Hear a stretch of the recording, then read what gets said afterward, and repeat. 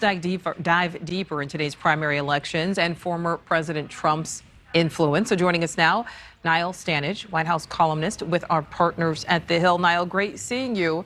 You know, we're 2 years into the Biden administration at this point, yet the biggest primaries of the day are all centered around the former President Trump. Do you think these races are more of a referendum on our current president or our former president? In terms of the primaries, they're clearly more a referendum on the former president, Nichole. I don't find that necessarily very surprising. The big contests that we're looking at are Republican primaries. There isn't really much difference of opinion on President Biden among those candidates. I mean, they're all pretty adamantly and vigorously opposed to the current administration.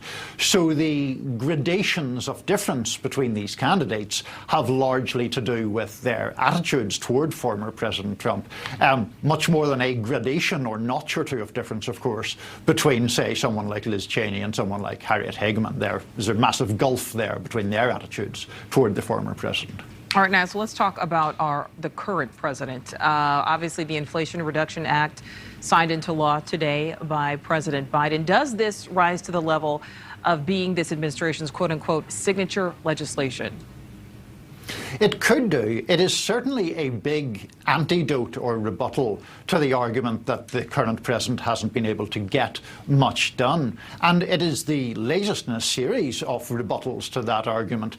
Remember, when we look back at last year, you know, there was the ARP, the rescue plan designed to deal with COVID passed in March. And then President Biden was sort of wandering in the desert, really, for the rest of the year, at least up until an infrastructure bill was passed very late in the year. But just in the past few weeks, we've had the CHIPS Act, we've had the expansion of veterans' health care in relation to burn pits and toxins and all of that, and now this very big, very significant Inflation Reduction Act. So it has been a good stretch for President Biden by any reasonable standard. All right, so Niall, we're talking about this Inflation Reduction Act signed into law. You mentioned those other legislative wins, you know, for the White House, for the administration. But are those accomplishments maybe being overshadowed by, again, the former president, the Mar-a-Lago search, January 6th, et cetera, et cetera? They are, certainly, particularly in relation to the past week when the Mar-a-Lago drama has been playing out, and there seems to be a new twist in that tale every day.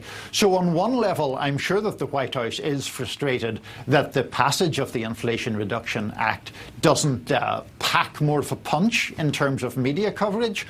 On the other hand, we have to note, you know, why the former president is in the news. He's in the news because he is apparently under investigation for contravening at least 3 laws, and now the only former president ever to have his personal property searched by law enforcement. So on one hand, it has blunted the Biden achievements. On the other, you know, former President Trump is in the news for pretty bad reasons. All right, so let's talk about this new law before we let you go. So the Nonpartisan Congressional Budget Office, it says it's going to end up forcing Americans making less than $400,000 to pay an estimated $20 billion more in taxes over the next decade. What is the administration saying about that? In short, they're saying 2 things. One is that measurement that creates that 20 billion figure is controversial in itself, because that isn't direct taxation. That is the finding or the thesis that a minimum rate of corporation tax will be passed down to workers, perhaps in the form of lower raises, for example. And that's been defined as taxation. That's questionable to a lot of people. The other point is that in relation to this bill, it also gives benefits, particularly in relation to prescription drugs. The White House has put in a lot of emphasis on that, saying that that's just one part of this bill that will bring costs down for many, many working families. All right, Niall Stanage from our partners at The Hill, thank you so much. Thank you for watching. Go to newsnationnow.com to find NewsNation on your television provider. And don't forget to click the red subscribe button below to get more of NewsNation's fact-driven, unbiased coverage.